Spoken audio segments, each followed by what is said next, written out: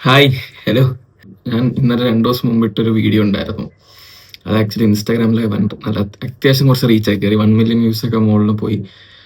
അപ്പോൾ ഇനി അടുത്ത എന്തെങ്കിലും ഒരു കണ്ടന്റ് ഇടണം എന്ന് പറഞ്ഞിട്ട് വീട്ടുകാർ പറഞ്ഞു, കണ്ട ഫ്രണ്ട്സ് എല്ലാവരും പറഞ്ഞു അടുത്തൊരു കണ്ടന്റ് ഇടുന്നു. അങ്ങനെ കണ്ടന്റ് ആലോചിച്ചിരിക്കുമ്പോഴാണ് ഞാൻ ഇൻസ്റ്റാഗ്രാമിൽ കമന്റ്സ് എടുത്ത് ഇങ്ങനെ വായിച്ചുകൊണ്ടിരിക്കുമായിരുന്നു. തൊട്ടാ പൊള്ളുന്ന സബ്ജക്റ്റ് തന്നെ ഇടാം. കുറച്ച് വീഡിയോസ് ഞാനിങ്ങനെ ഇൻസ്റ്റാഗ്രാമിൽ ഓരോരുത്തർ പോസ്റ്റ് ചെയ്തിരിക്കുന്നത് കണ്ടു. അമ്മ അത് കണ്ടിട്ടുണ്ടോ എന്ന് എനിക്കറിയില്ല. ചിലതൊക്കെ ഞാൻ കാണിച്ചു കൊടുത്തിട്ടുണ്ട്. അപ്പം അമ്മയെ കൊണ്ട് ഇപ്പം നമുക്കത് കാണിച്ചു കൊടുക്കാം. എന്നിട്ട് അമ്മയുടെ കുറച്ച് കാര്യങ്ങൾ ചോദിക്കാം. അമ്മയുടെ സംഭവം എന്താന്നുള്ളത് നമുക്കറിയാം. ഇച്ചിരി പ്രശ്നമാവും തോന്നുന്നു. കുലസ്ത്രീയം വേണം. അടുത്ത കോളുമായിട്ട് വന്നേക്കുവന്നോ? കണ്ടു നോക്കാം. ഞാനിത് സേവ് ചെയ്ത് വെച്ചു. Guys, she is not ready for this. Okay, Annie ചേച്ചിയുടെ comment will ruin her peace.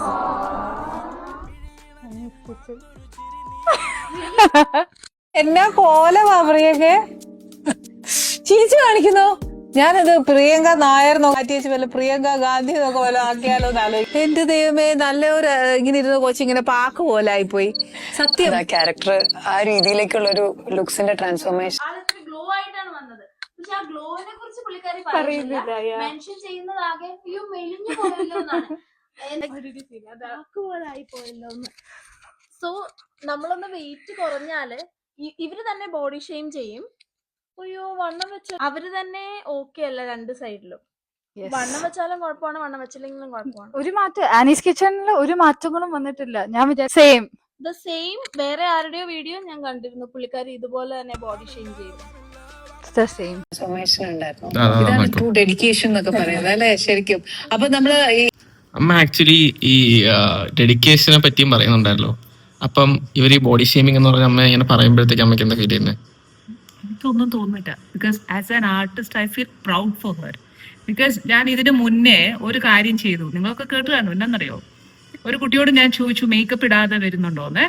അന്നേരം ആ സമയത്ത് ഞങ്ങളൊക്കെ ഇറങ്ങിയ സമയത്ത് ആക്ച്വലി ഞാൻ ഫിലിമിൽ വന്നപ്പം ആസ് എ എന്താ പറയാ ഒരു കോളേജ് ഗേൾ ആയിരുന്നു. ആ സമയത്ത് ഞാൻ ഫിലിമിനെ കുറിച്ച് തന്നെ ആലോചിച്ച ഒരു ഫെയിം, ആ സെലിബ്രിറ്റി ഒക്കെ ഒത്തിരി നല്ലതായിട്ട് ഒരുങ്ങി നടക്കാം, അങ്ങനെയൊക്കെ ചിന്തിക്കുന്ന ഏതൊരു പെൺകുട്ടിയും ചിന്തിക്കുന്ന രീതിയിൽ ഞാനും ചിന്തിച്ചോളൂ. അല്ലാതെ അതിന്റെ ഡെപ്ത് ഒന്നും ഞാൻ പോയിട്ടില്ല, ഡീപ്പായിട്ട് ചിന്തിച്ചിട്ടുമില്ല. അപ്പൊ എന്താന്ന് വെച്ചാൽ ആ സമയത്തൊക്കെ ഞാൻ ഏറ്റവും കൂടുതൽ കേട്ടിരിക്കുന്നത് എന്താണെന്ന് വെച്ചാൽ ഒരു ആർട്ടിസ്റ്റ് പെർഫോം ചെയ്യുമ്പോൾ മേക്കപ്പ് ഇല്ലാതെ പെർഫോം ചെയ്യാന്ന് പറഞ്ഞാൽ സംതിങ് ഇതേപോലെ ഞാൻ പറഞ്ഞ പോലെ ട്രൂ ഡെഡിക്കേഷൻ ആണ്. ഫസ്റ്റ് പടത്തിൽ തന്നെ ഒരു ആൺവേഷമൊക്കെ കിട്ടിയല്ലോ. കറക്റ്റ്. എന്റെ ഒരു പാർട്ട് ആയിരുന്നു, എനിക്ക് നല്ല മുടി ഉണ്ടായിരുന്നു, ഞാൻ മുടി വെട്ടിയിട്ടുണ്ട്. അപ്പൊ ആരും ഈ പറഞ്ഞ പോലെ മുടി വെട്ടിയിട്ട് എന്ത് കോലായത് എന്ന് ചോദിക്കാൻ ആരും വന്നില്ല. Everybody appreciated me. മോളെ നീ ചെയ്യാൻ പോവാന്ന്. യെസ്. അതേപോലെയാണ് ആ കുട്ടിയോടും ഞാൻ ചോദിച്ച, മോളെ മേക്കപ്പ് ഒന്നും ഇല്ലാതെ മോളെ ആക്ട് ചെയ്തോ? അപ്പം ശരിക്കും ഐ ഷുഡ് അപ്രിഷിയേറ്റ് യു. കാര്യം എനിക്ക് ചെയ്യാൻ പറ്റിയില്ല. മേക്കപ്പ് ഇല്ലാതെ അഭിനയിക്കുന്നതാണ് മേക്കപ്പ് ഉണ്ടായിട്ട് അഭിനയിക്കുന്നതാണ് ഇഷ്ടം. എനിക്ക് ഒരുങ്ങി നടക്കാൻ ഭയങ്കര ഇഷ്ടമുള്ള ഒരു പെൺകുട്ടിയായിരുന്നു. അപ്പൊ ഞാനൊരു ടോം ബോയ് ലുക്കായിരുന്നു. ഇപ്പൊ ഞാൻ അമ്മയെ മാത്രമാക്കി. ഇപ്പൊ ഞാനും കൂടെ വരാം. ഈ പറഞ്ഞ പോലെ ഒരു ആൺകുട്ടിയായിട്ട് നടക്കണം, ഒരു ആൺകുട്ടിയുടെ മാനറിസംസ് എന്താന്ന് പഠിക്കണം, അവരുടെ ഓരോ ഗെസ്റ്റേഴ്സ് ഞാൻ പഠിക്കണം, അതൊക്കെ പറഞ്ഞു. ആ ഒരു ആൺകുട്ടിയുടെ വേഷം ചെയ്യാൻ കുറച്ചൊന്ന് ലീൻ ആവണം. അപ്പൊ ആരും എന്നോട് ഈ പറഞ്ഞ പോലെ അങ്ങനെ ചോദിച്ചില്ല.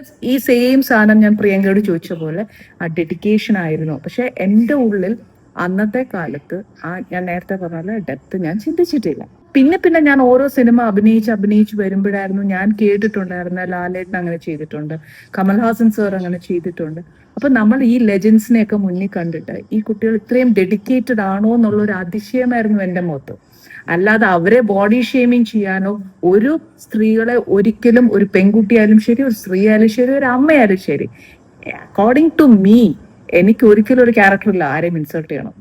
ഞാൻ ഒരിക്കലും ഇനിഷ്യേറ്റീവ് എടുക്കത്തൂല. ഞാൻ അഥവാ ഇൻ ഫ്രണ്ട് ഓഫ് മീ ആരെങ്കിലും ചെയ്യുകയാണെങ്കിൽ ഞാൻ എപ്പോഴും പറയും, നിങ്ങൾ അവരുടെ വശവും കൂടെ ചിന്തിക്കുക, അല്ലാതെ നിങ്ങളുടെ വശം മാത്രം ചിന്തിക്കരുത്. അത്രയും ചിന്തിച്ചിട്ട് നിങ്ങൾ അവരെ വഴക്ക് പറയൂ. വേറൊരു എപ്പിസോഡിൽ അമ്മ എന്തോ ഫെമിനിസത്തിനെ പറ്റി പറയുന്ന ഒരു സാധനമുണ്ട്. നമ്മുടെ ഷോയിൽ തന്നെ ഫെമിനിസത്തിനെ പറ്റി ഡിസ്കസ് ചെയ്യുമ്പോൾ അതൊരു തെറ്റായ പെർസ്പെക്റ്റീവിലാണ് അമ്മ പറയുന്നതെന്നുള്ളൊരിതുണ്ട്. അമ്മയുടെ സംഭവത്തിൽ ഫെമിനിസം എന്തോ ഫെമിനിസം എന്ന് എൻ്റെ കാഴ്ചപ്പാട് ഞാൻ പറയാം. ഓക്കെ, ഞാൻ 1993 ഫിലിമിൽ വരുന്നത്.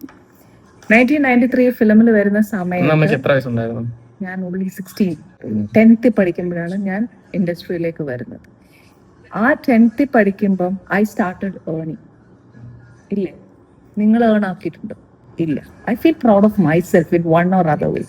ഞാൻ അന്നത്തെ കാലത്ത് എൻ്റെ ഫാമിലി ഭയങ്കര സപ്പോർട്ടായിരുന്നു. ഞാൻ ഫിലിമിൽ വരുന്നതുകൊണ്ട് ഒരിക്കലും ആരും എന്നെ എതിർത്തില്ല. പക്ഷെ അന്നത്തെ കാലത്ത് ഇവിടെ സിനിമയിൽ പോവാണോ എന്ന് ചോദിക്കുന്ന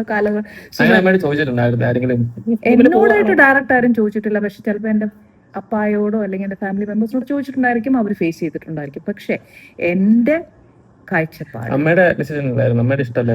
എനിക്ക് ഇഷ്ടമായിരുന്നു. I never said no.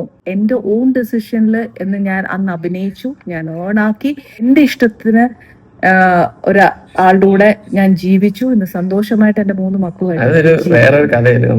അത് വേറെ കഥയാണ്. ഓക്കെ, അല്ല ഞാൻ പറയുക. അപ്പൊ എന്നാന്ന് വെച്ചാ എന്റെ കാഴ്ചപ്പാടിൽ ഫെമിനിസം എന്താ വേണ്ടത്? അന്ന് ഞങ്ങളൊക്കെ ഇറങ്ങിയ സമയത്ത് സൊസൈറ്റി ഒരു ചോദ്യം ഉണ്ടായിരുന്നു, ഈ പെൺകുട്ടി അഭിനയിക്കണോ എന്ന് ചോദിച്ചായിരുന്നു. എന്നോടില്ല, ഞാൻ സ്റ്റിൽ റിപ്പീറ്റ് ദാറ്റ്, എന്നോടില്ല. പക്ഷെ അന്ന് സ്ത്രീകൾക്ക് കുറെ ആൾക്കാർ അവൾ ഇത് ചെയ്യാൻ പാടില്ല, മറ്റേ ചെയ്യാൻ പാടില്ല, മറിച്ച് ചെയ്യാൻ പാടില്ല എന്നൊക്കെ കുറെ നിയമങ്ങളുണ്ടായിരുന്നു. ഇന്നത്തെ ഒരു കാലഘട്ടത്തിൽ 2026 നമ്മൾ ജീവിക്കുമ്പോൾ അങ്ങനത്തെ ഒരു ടോപ്പിക്കിന് ഡിസ്കഷൻ ആവശ്യമുണ്ട്. എന്തിനാണ്? അന്ന് വേണമായിരുന്നു. കാര്യം എന്താണെന്നറിയാമോ?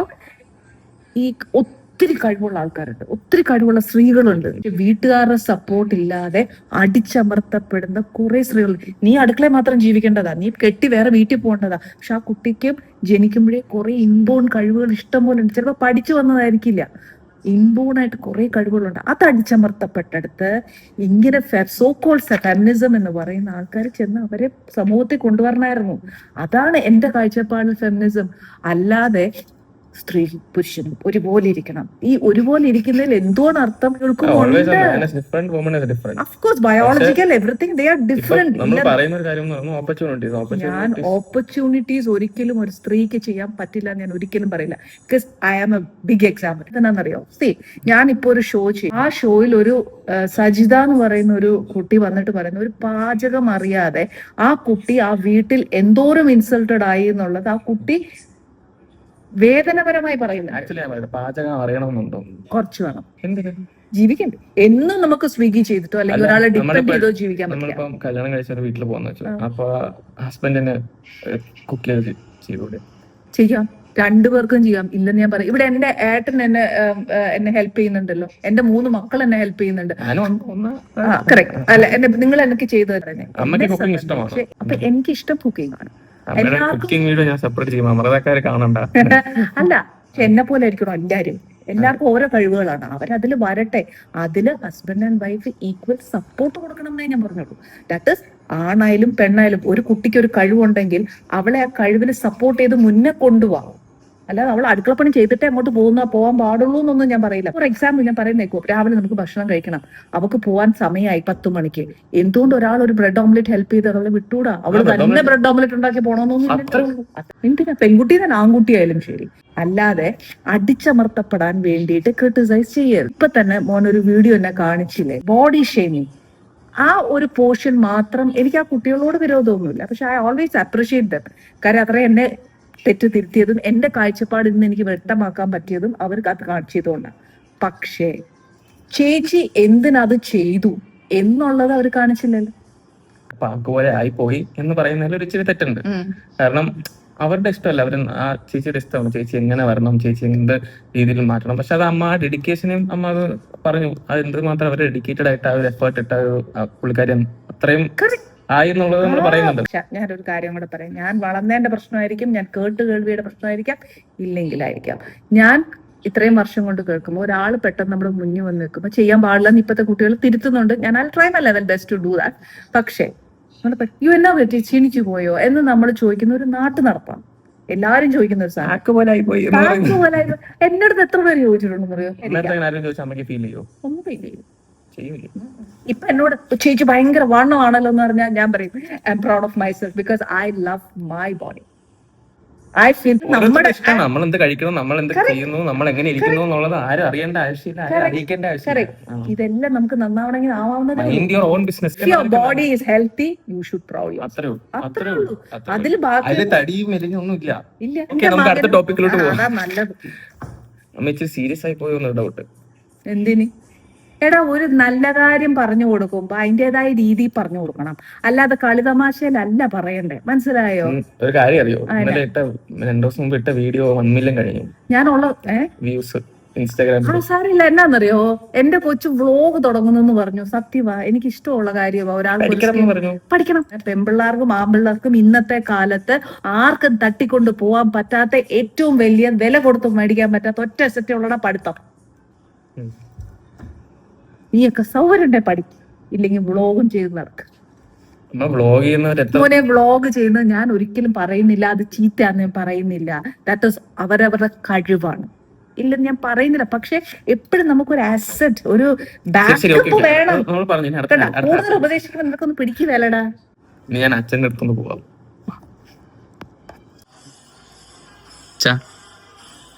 ഹലോ, എന്തായി മക്കളെ? ഞാൻ വ്ളോഗിംഗ് ഒക്കെ തുടങ്ങിയ വീഡിയോ ഉണ്ടോ? എടാ നീ എന്തുവാണ് ഇത്, എന്ത് തുടങ്ങിയത്? ആക്ച്വലി എന്താണ് പറയൂ. അല്ല, തൊഴില് ഇതങ്ങ് ഉറപ്പിക്കാൻ പോവാണോ വ്ളോഗ്? പിന്നെ ചുമ്മാ ഇരിക്കുന്നുണ്ട് ഇപ്പൊ. അപ്പൊ നീ എന്റെ കൂടെ ആക്സിഡന്റ് വന്നിട്ട് നീ ആക്ച്വലി എന്താണ് ചെയ്യേണ്ടത്? അഭിനയിക്കാനുണ്ടോ? ആക്സിഡന്റ് ആയിട്ടാണോ? നീ പെർഫ്യൂമിന്റെ ബിസിനസ് ഉണ്ടോ? വ്ളോഗ് ഉണ്ടോ? എന്താണ് പ്രശ്നം എന്ന് പറയടാ. ചുമ്മാ ഇത് തുടങ്ങാന്ന് വിചാരിച്ചു. ഇത് എന്നെ കൂടെ കുഴപ്പമുണ്ടാക്കല്ലേ? ഞാനിവിടെ മര്യാദയ്ക്ക് പോവാണ് കേട്ടോ. നീ അമ്മയുടെ ട്രോളൊക്കെ എന്തായിരുന്നു ചോദിച്ചോ? അമ്മയുടെ അടുത്ത് പറയൂ, സന്തോഷത്തോടെ ട്രോൾ സ്വീകരിക്കാൻ പറയൂ. ട്രോളൊക്കെ ഉണ്ടെങ്കിലേ നമ്മളുണ്ടെന്നല്ല അറിയുള്ളൂ. ഗംഭീരമായിട്ട് അമ്മ അവിടെ അമ്മയ്ക്ക് ട്രോള് കിട്ടണം. എല്ലാ ട്രോളും എന്നെയൊക്കെ എന്തുമാത്രം ട്രോൾ ചെയ്തിട്ടുണ്ട്. എനിക്ക് സന്തോഷമേ ഉള്ളൂ. ഇവരൊക്കെ പടയൊക്കെ അറിയാമോ എന്ന് ചോദിച്ചിട്ടുണ്ട്. അത് ഞാൻ സന്തോഷത്തോടെ സ്വീകരിച്ചാണ്. ആയിക്കോട്ടെ, എന്റെ തൊഴിലിൽ ഞാനിങ്ങനെ അഡ്ജസ്റ്റ് ചെയ്ത് ജീവിച്ച് പോകണോടാ. 3 തലത്തിന് ഫീസ് കൊടുക്കണ്ടേ? അതിനിട്ടില്ലേ ഞാൻ ജോലി ചെയ്യുന്ന എൻ്റെ ഒരു കലാജീവിതമല്ലേ അതൊക്കെ? സന്തോഷമല്ലേ ഇതൊക്കെ?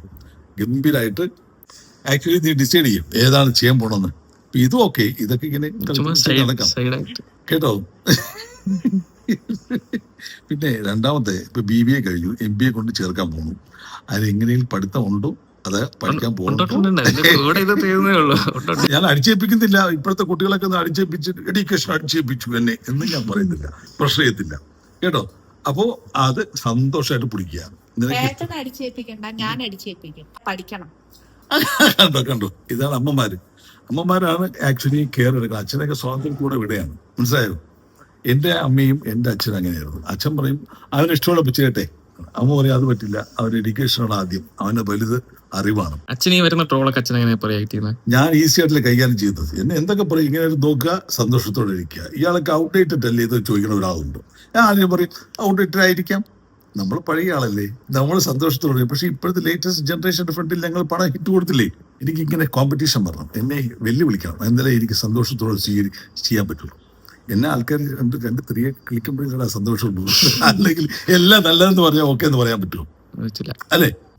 പണ്ടൊക്കെ നമ്മൾ ചീത്ത പറയാൻ തിയേറ്ററിൽ നിന്ന് ഇറങ്ങി ചിലപ്പോൾ ചീത്ത പറയും, അത് കേട്ടിട്ടുണ്ട്. ഏറ്റവും വലിയ ഹിറ്റ് കൊടുത്തിട്ടുള്ള 6-ാം തമ്പുരാന്റെ സമയത്ത് പ്രൊഡ്യൂസറിന്റെ ഫ്രണ്ടിൽ വന്നിട്ട് ഇത് എന്തോ ഉണ്ടാക്കി വച്ചിരിക്കുന്നു, ഇതൊക്കെ 2 ദിവസം കഴിഞ്ഞ് പോകും കേട്ടോ എന്ന് മുഖത്ത് നോക്കി പ്രൊഡ്യൂസറിന്റെ മുമ്പിൽ പറഞ്ഞാണ്. സുരേഷ് കുമാർ ആകെ പിടിച്ചുപോയി.